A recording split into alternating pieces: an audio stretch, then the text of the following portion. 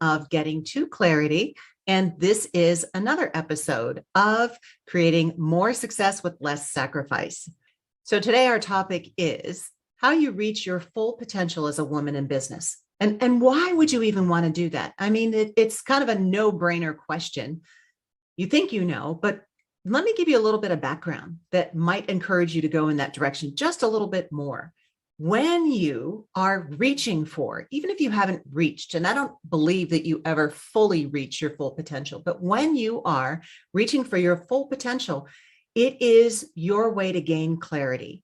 It allows you to move in the direction that's right for you. It allows you to say yes to the right things, that allows you to say no to the things that aren't a fit. It gives you clarity around what it is that you should pursue, what is aligned with you. It is the way that you evolve in your career, your business, whatever it is that you are the leader of.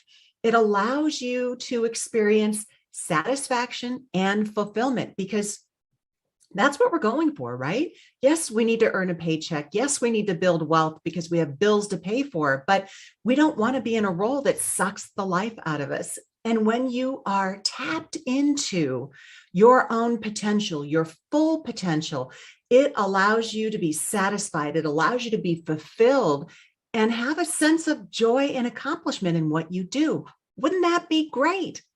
But what can happen is that we play it safe.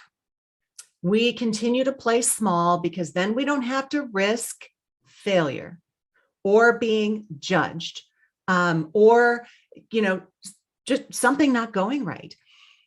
So if you've started having the feeling that, oh, there's something more for me, pay attention to it because that feeling is coming up for a reason. It is a sign from your unconscious mind that you are ready to move to the next level.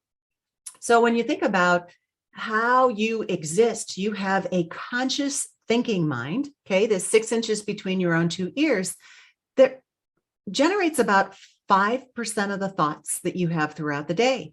Your unconscious mind or your subconscious mind, if that's what you choose to label it, is responsible for 95% of your thoughts throughout the day.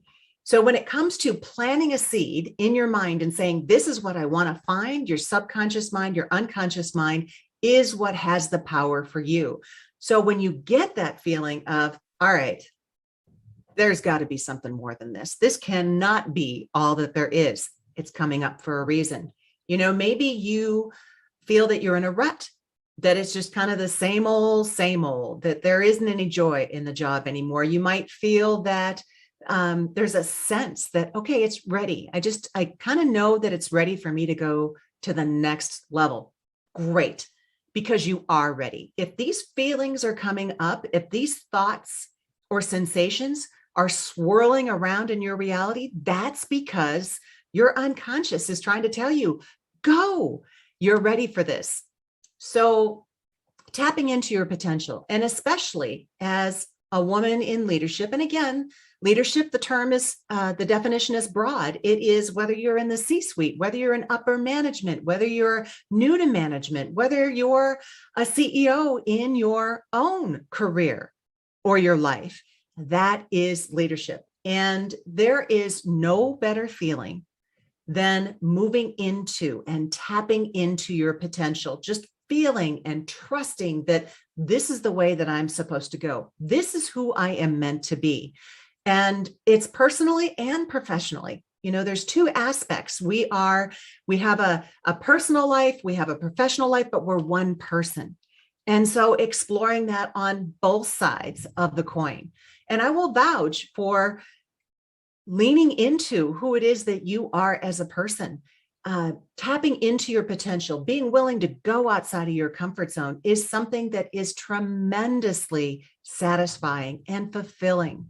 Because I will tell you that when I started my career as a professional speaker, oh, I did not see that at all. I am an introvert. Okay. So getting up on stage in front of hundreds of people was never in the plan.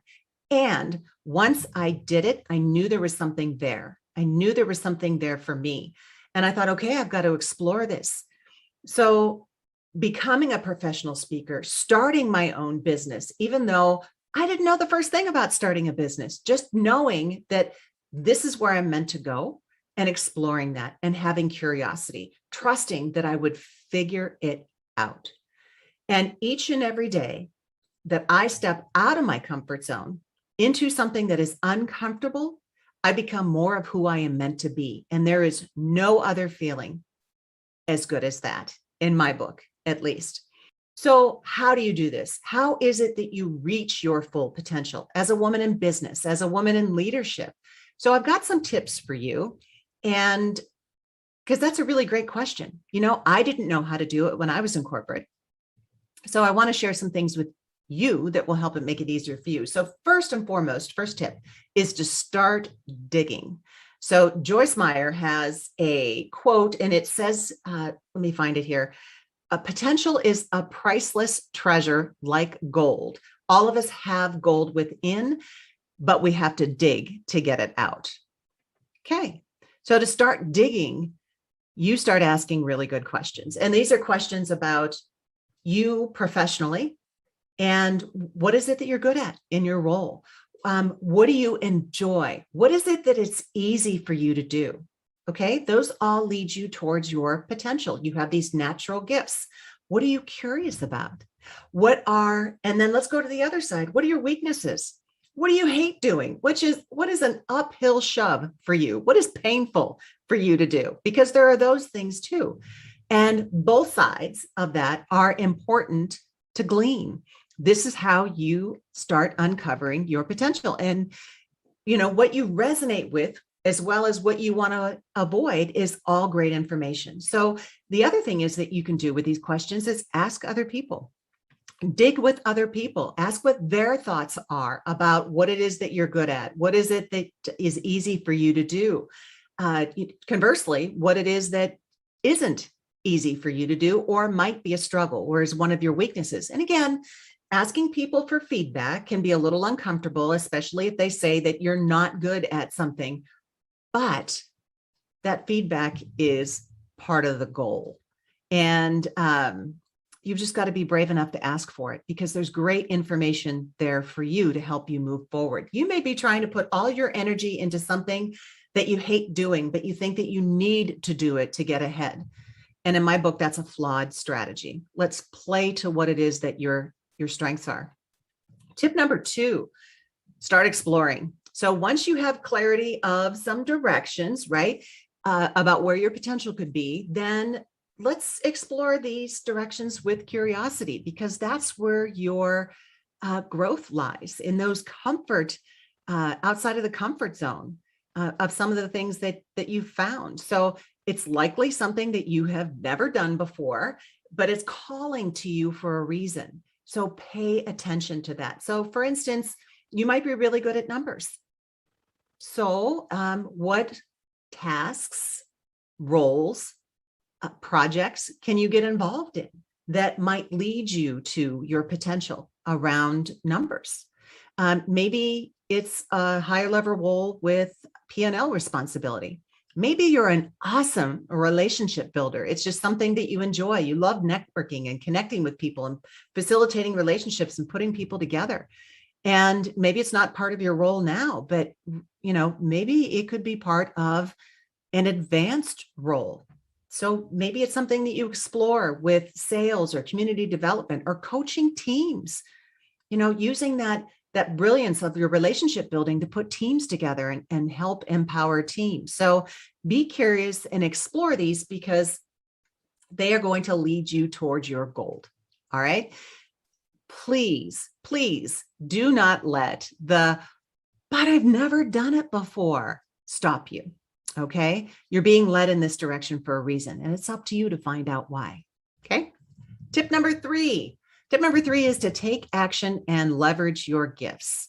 Okay. So what it is that you find about direction, what it is that you start tapping into as far as your potential, you've got to put some action behind it. So a goal without a plan is just a wish, right? So the same thing with what you start uncovering. If you're panning for gold about what it is that your potential is, then you've got to do something with it. So how can you start stepping into opportunities? Are there tasks starting small? Are there projects getting a little bigger? Or are there roles even bigger yet that you can move towards that will enable you to move beyond where you are and start tapping your potential, start building that muscle?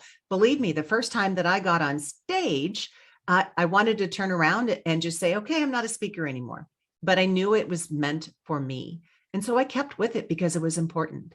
And, it's not practice makes perfect, it's practice makes permanent. So give yourself the space and the grace to take this action and become better equipped to start leveraging your gifts. Let the new information that you uncover lead you towards new possibilities. What is inside of you is just waiting to come out. That's why you're having these feelings, these signs. So have fun exploring. I hope these tips will help you. And here is wishing you all the clarity that you deserve to uncover the potential that you're meant to have, and that you can start creating more success with less sacrifice in your leadership and life. I'm Debbie Peterson, and bye.